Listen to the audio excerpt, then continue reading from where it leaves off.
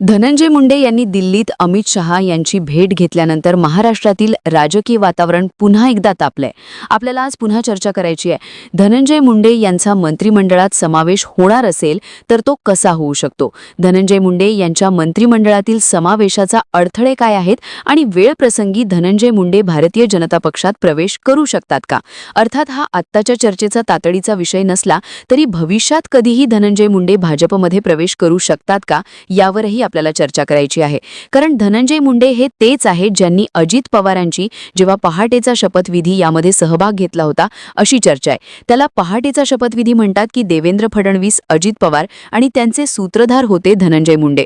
त्यामुळे देवेंद्र फडणवीसांचीही खास आणि अजित पवारांचे खासमखास असलेले धनंजय मुंडे आता खरंच मंत्रिमंडळात येतायत का हे आपल्याला बघायचंय.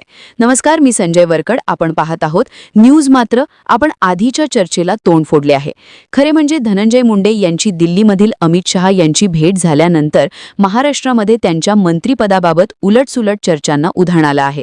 एक ठोस दावा असा केला जात आहे की माणिकराव कोकाटे यांचा राजीनामा झाल्यानंतर तातडीने धनंजय मुंडे यांना मंत्रिमंडळामध्ये घेतलं जाण्याची शक्यता आहे आणि त्याच्यावर शिक्कामोर्तब झाला आहे. धनंजय मुंडे यांनी स्वतः जे खुलासे केले आहेत ते आपण आधी लक्षात घेतले पाहिजे. धनंजय मुंडे यांचं असं म्हणणं आहे की दिल्लीमधील अमित शहा यांची भेट जी आहे ती पूर्वनियोजित होती. ती माझ्या मतदारसंघातील कामाच्या संदर्भात होती आणि त्यामध्ये कुठलाही राजकीय विषय नव्हता असं त्यांना सूचित करायचं आहे.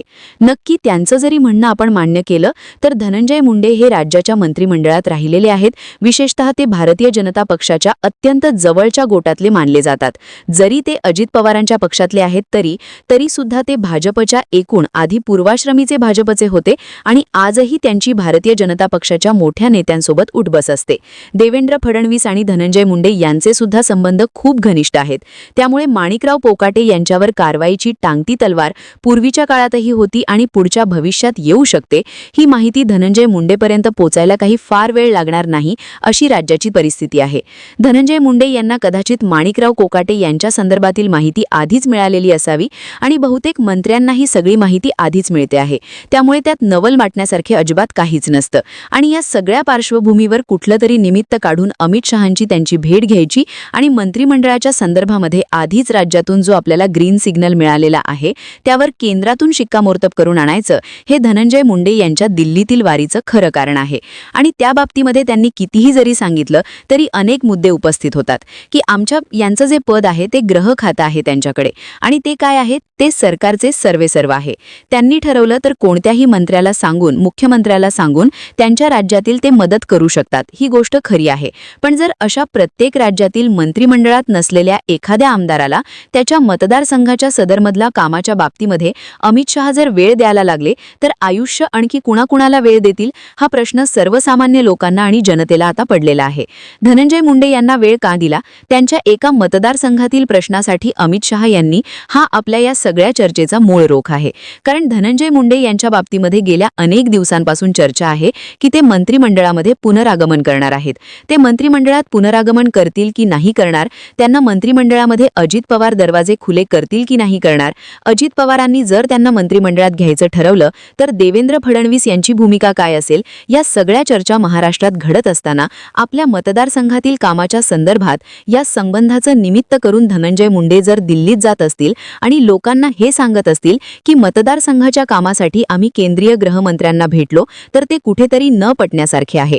कारण केंद्रीय गृहमंत्री प्रत्येक वेळी मतदारसंघाच्या एखाद्या विशिष्ट प्रश्नाला वेळ देत राहिले तर त्यांना वेळ पुरणार नाही. कारण त्यांना देशाचे काम करायचे आहे की मतदारसंघातले आमदारांचे प्रश्न सोडवायचे हा आपल्या समोरचा मूळ प्रश्न आहे.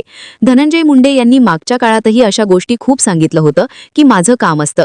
ज्यावेळी ते भाजपमध्ये होते त्यावेळीच ते राष्ट्रवादी काँग्रेसच्या अजित पवारांच्या संपर्कात असायचे आणि त्यावेळीच ते सांगायचे की मी मतदारसंघातच काम घेऊन तिथे जात होतो.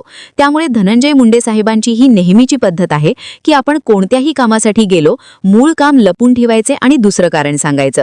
अर्थात हे झाला हा एक भाग. दुसरा मुद्दा असा आहे की धनंजय मुंडे ज्या कारणामुळे मंत्रिमंडळातून बाहेर पडलेले आहेत त्याविषयी अजूनही लोकांमध्ये प्रचंड रोष आहे. असं असलं तरी धनंजय मुंडे यांनी भारतीय जनता पक्षाला आणि विशेषतः अजित पवारांना हे सांगितलं की धनंजय देशमुखांनी जे आरोप केले आहे संतोष देशमुख खून प्रकरणात त्या बाबतीमध्ये मी करण्याच्या आत अटक झालेली आहे आणि वाल्मिक कराड अटकेत असताना सुद्धा या प्रकरणात मला विनाकारण गोवण्यात आले आहे. माझ्यावर अन्याय होत होतो आहे, मला विनाकारण मंत्रिमंडळाच्या बाहेर ठेवण्यात येत आहे. माझी काहीही चूक नसताना तुम्ही काय चौकशी करायची, चौकशी करा, मला फाशी द्यायची तर फाशी द्या, असं ते मीडियासमोर सुद्धा बोलले. हे काही मनाने मी अजिबात सांगत नाही. धनंजय मुंडे यांचं वाक्य आहे की माझा जर दोष असेल तर मला तुम्ही फाशी द्या, भर चौकामध्ये असं ते बोलले आहे. त्यामुळे धनंजय मुंडे यांनी त्यांची बाजू प्रखरपणे आपल्या पक्षासोबत आणि भारतीय जनता पक्षासोबतही मांडली. त्यांना एक माहिती आहे की फक्त अजित पवारांना बोलून चालणार नाही, तर भारतीय जनता पक्षाकडून सुद्धा आपल्याला ग्रीन सिग्नल द्यावा लागणार आहे. आणि म्हणूनच धनंजय मुंडे यांनी ही जी भूमिका भाजपसमोर मांडली की माझा या सगळ्या प्रकरणाशी काहीही संबंध नाही, असं धनंजय मुंडे यांचं म्हणणं आहे. आपलं त्याच्या बाबतीत काहीही मत नाही, हा पोलीस तपासाचा भाग आहे. खरं म्हणजे आरोपीच्या वतीने असा आरोप केलेला आहे की वाल्मिक कराड यांच्यासोबत धनंजय मुंडे यांना या प्रकरणामध्ये आरोपी करा आणि मुख्य आरोपी करा, अशी पण मागणी आहे.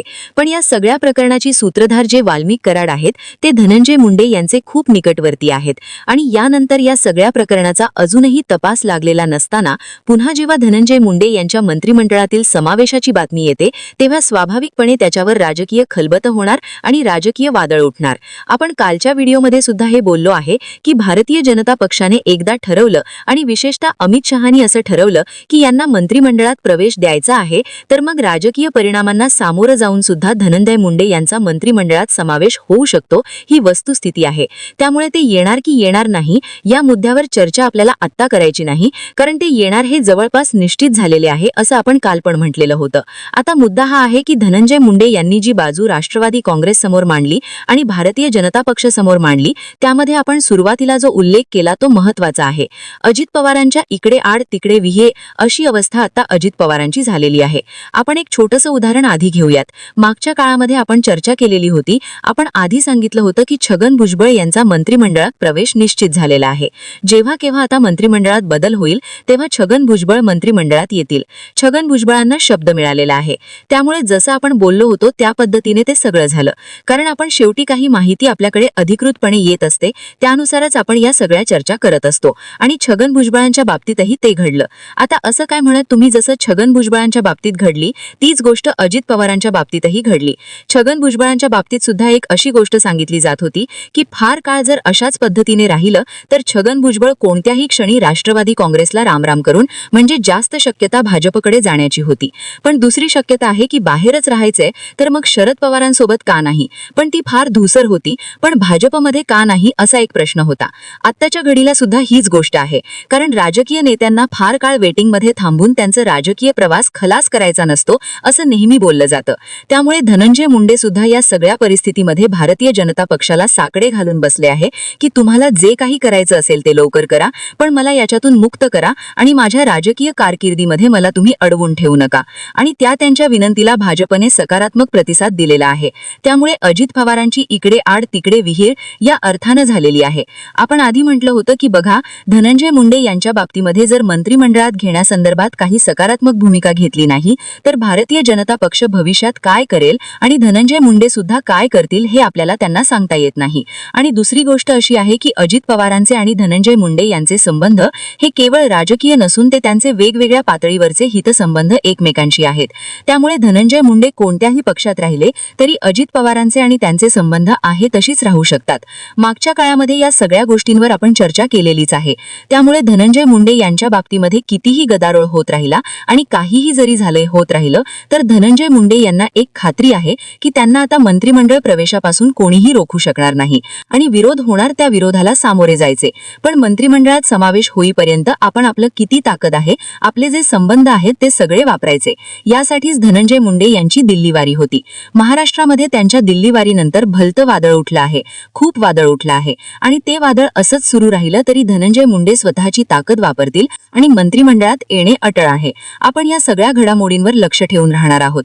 आपण न्यूज चॅनलला खूप चांगला प्रतिसाद देत आहात, त्यामुळे आपण चॅनल सबस्क्राईब करा, बेल आयकॉनवर क्लिक करा आणि पाहत रहा महाराष्ट्र फोकस न्यूज हे आपलं चॅनल.